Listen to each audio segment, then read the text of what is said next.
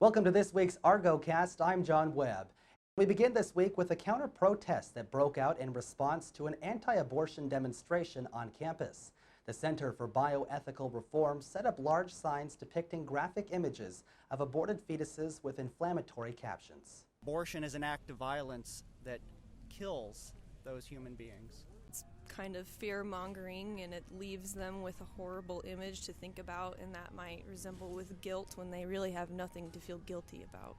Police constructed a barricade to protect the demonstrators after student David Katz stole one of their signs.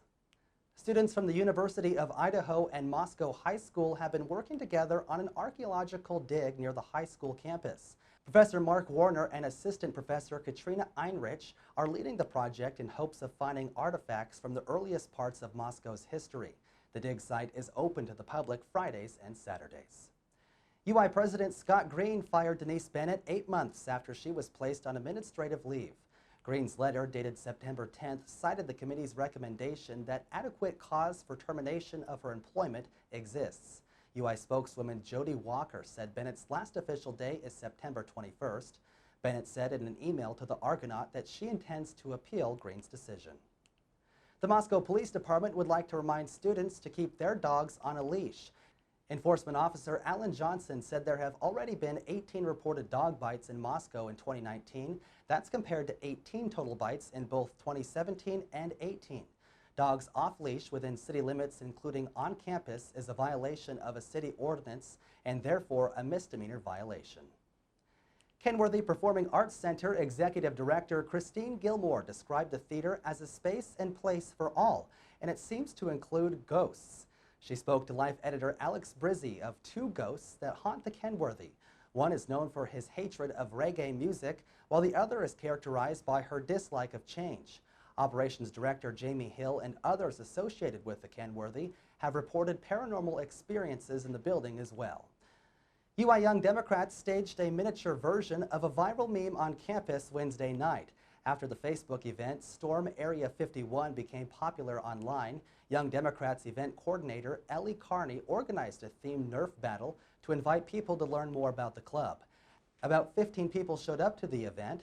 Young Democrats President Zach Bishop thought many people who were interested in the event may have skipped after spending their energy protesting at the anti-abortion demonstration.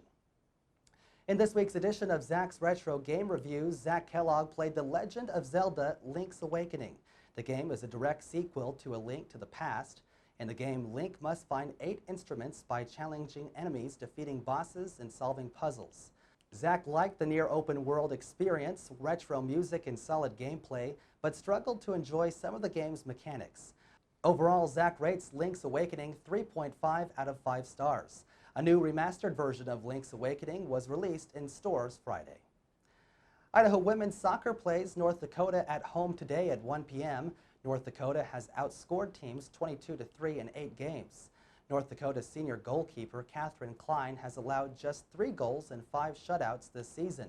Junior defensive back Taylor Bruss said the team will need to follow a simple mission to win this weekend's game: score goals. And you can catch all sport news on Vandal Nation and Vandal Scoreboard. Just search for them on Facebook. This week in an opinion, editor Max Rothenberg scoped out the grand opening of Mod Pizza on September 12th to see if Moscow's 7th pizza place would live up to the hype. While he thoroughly enjoyed the cheesy garlic bread, the house-made drinks, and the freedom to design his pizza, he couldn't help but feel that Moscow is overflowing with options. He challenges Mod to prove him wrong. We're back next Sunday, but until we speak again, I'm John Webb. Have a great week.